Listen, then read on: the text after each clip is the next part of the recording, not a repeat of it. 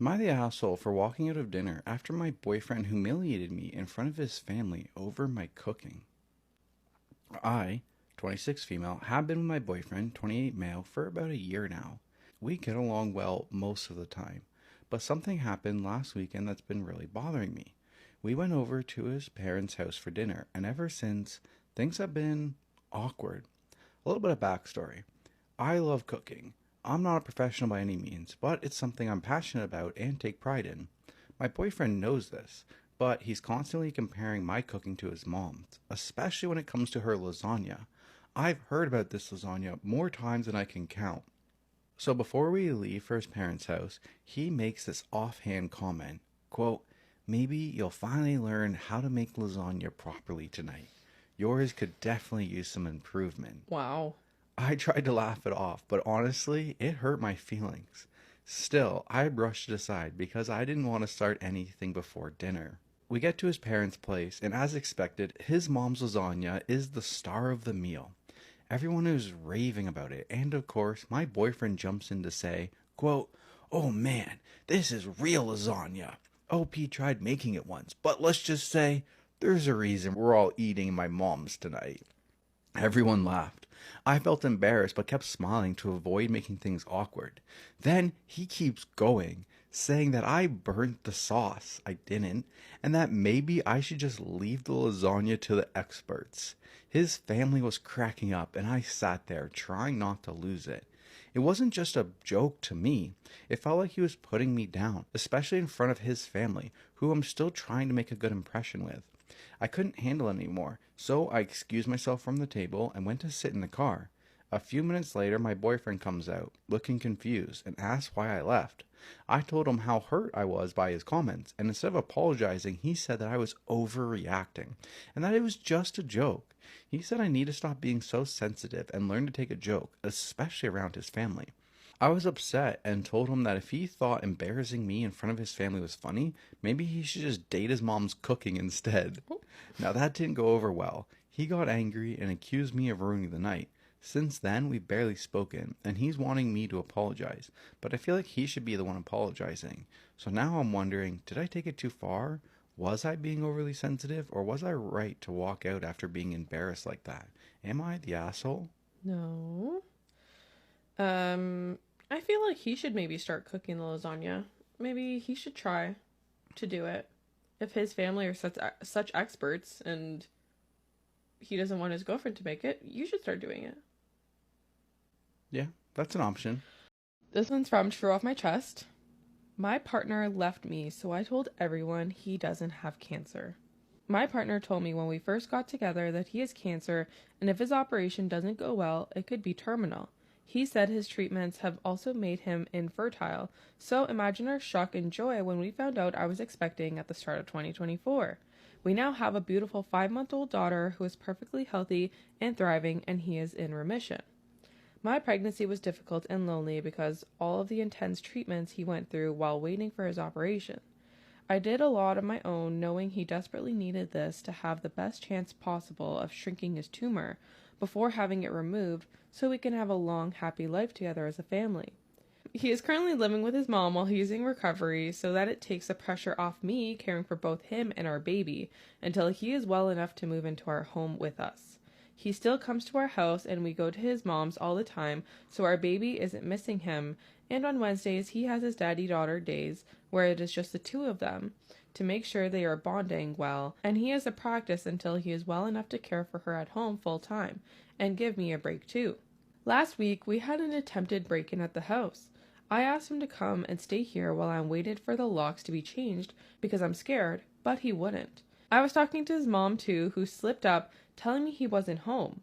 Long story short, this is Reddit. I'm sure you could see where this is going. We argued for over 24 hours before my suspicions became too much and I went to Facebook. It took me less than an hour to find the first two women. During my pregnancy, I was suspicious of a lot of things and put it all down to my hormones, as he would continuously tell me that I'm paranoid and hurting him when I ask. One thing my paranoia just wouldn't let up about was his cancer and his treatments. I asked his mom about it, who told me he doesn't have cancer, but he is having treatments. He has an autoimmune disease, which he receives transfusions for. Very serious, but nowhere near terminal and no operations required. She also informed me he was in rehab, not hospital. He was addicted to cocaine and was trying to recover for me and our baby.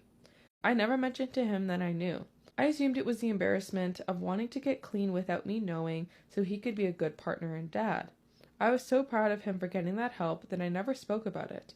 With his autoimmune disease, his mom explained how brutal it has been for him and that he did have chemo a few years back, so maybe that's why he's confused, quote unquote. Pregnancy brain is a real thing, and maybe I'm just too blindly in love because I accepted this and never questioned it again. After discovering the first two women, I sent my partner a message telling him to let his girlfriend know I'm asking after her and not to bother coming home anymore. I've had the locks changed from the break-in so he can't get in. He panicked and started begging me to answer the phone and let him come see me so he could explain everything. I started to see everything through clear eyes for the first time and realized how long he had been gaslighting me for and told him no. Realizing he couldn't get through to me and now aware I was trying to contact his girlfriend, he panicked and went to her instead. During that time, I found a photo she had shared of the two of them and shared it to my profile with the caption, "Can someone please ask this woman to contact me?" She instantly blocked me, but her sister got in touch with me instead. Apparently, the family has never trusted him and knew something was wrong. This affair is serious enough to have met the family. She says he told her not to speak to me as I am a deranged stalker he slept with once years ago and has been hunting him down, trying to convince people my baby is his. I sent her a photo of the birth certificate and us in the hospital together to show her sister before he can lie to her anymore. During this, I am also messaging another woman who is furious at what he has done and is helping me with all the information she is aware of. She tells me he broke her heart by cheating on her without even knowing he was cheating on me too. So far, I have the current timeline. Chemo in March, a 19-year-old. Rehab in April to July, a woman of an appropriate age this time, but also cheating on her. August, now, his 20-year-old girlfriend.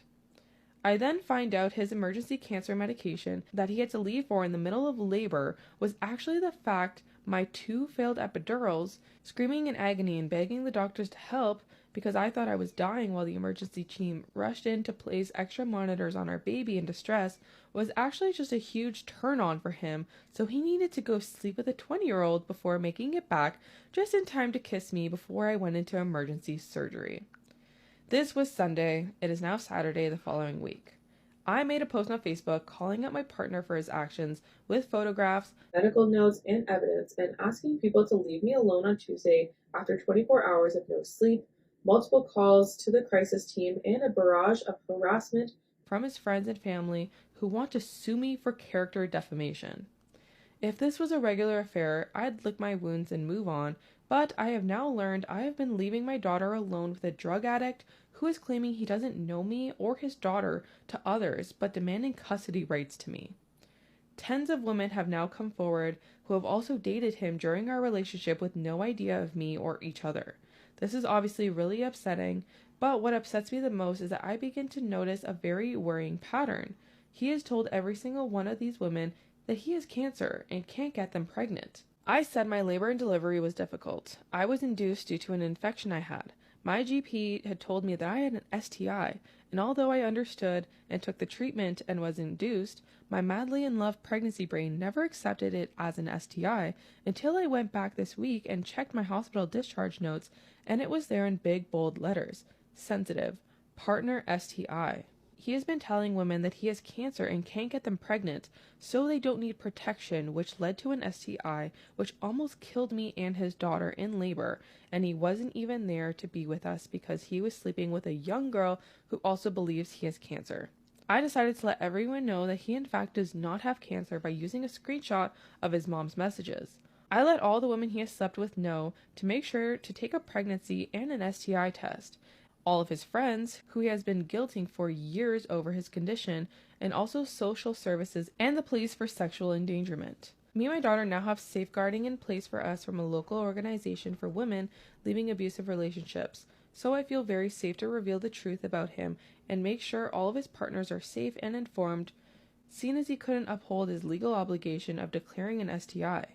I guess his postpartum girlfriend will do it for him. I have also had contact from many of his old friends, band members, and ex-partners who have all gave me testimonies to use for the police as backup for if his mother does in fact try to sue me. This man has been lying and manipulating women for over 9 years. So far, everyone is now aware of his lies, and I am waiting for my in-person meeting with the police. I can't imagine any updates from here, as it will only be a legal battle that probably can't be shared, but if anything else of interest comes, I will make sure to write about it. Oh, also, my partner is a primary school teacher. What the fuck? Am I the asshole for wanting to use the hall pass my wife gave me 5 years ago when she cheated on me? My wife, 35 female, and I, 35 male, have been married for 10 years. We have 2 children, 9 female and 7 male. 5 years ago, I found out that my wife had an affair. I felt crushed and numb because I loved my wife a lot. Her affair partner told me about it when my wife called it off. The affair lasted 1 month, and my wife had called it off because she felt really guilty about it. When I confronted my wife about it, she was very remorseful and didn't deny anything. She said she'd do anything, follow any reconciliation steps I asked, and just begged to not break up her family. I asked her why she cheated, and she gave no excuses, and she just said it was for the thrill. My first reaction was to divorce, but after sitting on it for a week, I decided to just stick it out for our family and because I still love my wife. My wife was very thankful, and she even told me I had a hall pass I could use whenever I wanted. Over the next year or so, my wife followed the reconciliation steps, which included therapy, getting sober, quitting her job, and a bunch of other things. I have forgiven my wife, but I could never forget it. I would occasionally just replay it in my mind, my wife cheating on me, and that would hurt a lot. Fast forward to today, and my family is doing great. However, I have struck a friendship with Melissa, 32 female, who I met at a bookstore. We have common interests in books for existentialism, metaphysics, and similar books. I don't know how, but when we met, we just clicked. We initially met every week at the bookstore to just discuss books and life, but we started talking more about our personal life, and we started going to coffee dates and brunches. One more thing we had in common was that Melissa, too, was married to her husband who had cheated on her many years ago. It's been almost a year since I met her, and Melissa has made it upfront that she has very strong feelings for me, and that she has never had these feelings for anyone else in her life. I, too, have a lot of feelings for her, but I feel guilty about it, so I haven't told her about them yet. I haven't crossed any physical boundaries, and I don't intend to. We only hug and hold hands. But I do want to explore more of an emotional connection with her, because I've never felt like this ever. I remember that my wife gave me a hall pass 5 years ago when she cheated on me. Would I be the asshole to use that hall pass to explore the emotional connection I have with Melissa? Are you okay, bro? Are you okay? That's not a hall pass. A hall pass is like, I'm going to a hotel. Strictly sex. I'm going to a bar, like the hotel bar, to like pick someone up and just go have sex. That's a hall pass. You're having an emotional affair. Yes. My boyfriend got me Pokemon cards for Christmas, and I can't let it go. Do I call it quits or work it out? I wasn't going to do this one, but then I just want to bounce off your story. For context, my 26 female, boyfriend, 30 male, and I have been together for 3 years. Since I've known him, he has always loved Pokemon. Personally, I have no interest, but as his partner, I encourage his hobbies and support him. This past Christmas, we had a few brief conversations about our Christmas budget and have mentioned to each other on the things that we've been wanting. I knew Pokemon packs were at the top of his list, so I made sure to get him some. I mentioned wanting a few beauty products and a specific hoodie. Well, Christmas comes around, and to my surprise, I open my gifts, and the first one is a pack of Pokemon cards. Okay, whatever. The next one was a booster box of more Pokemon cards. I stop and ask him if he's joking, because this must be a joke, right? Welp, he smirks and tells me to keep going. I open my next gift. It was another booster box of Pokemon cards. He was full of excitement while I opened, quote, my gifts. That's it. Those are my gifts. I am not and have never been interested in Pokemon. After this, I told him I needed a moment to myself. I went to our bedroom and took a moment to gather my thoughts and lower my temper. When I came back into the living room, there he was on the floor, Both booster packs and the pack of cards that he got me were opened and sprawled across the floor. I was in shock. Not only did he get me gifts that I didn't want, but he actually got them for himself and tried to play it off. I had been trying to move past this, as I did not want to seem ungrateful, but I just can't believe he would do something like this. Every time I've tried to bring it up, he has told me how expensive those booster boxes were, and how I made him feel bad for not appreciating my gifts. Am I being ungrateful, or is he just a jerk? He's the biggest jerk ever. Oh my god, I might break up with you.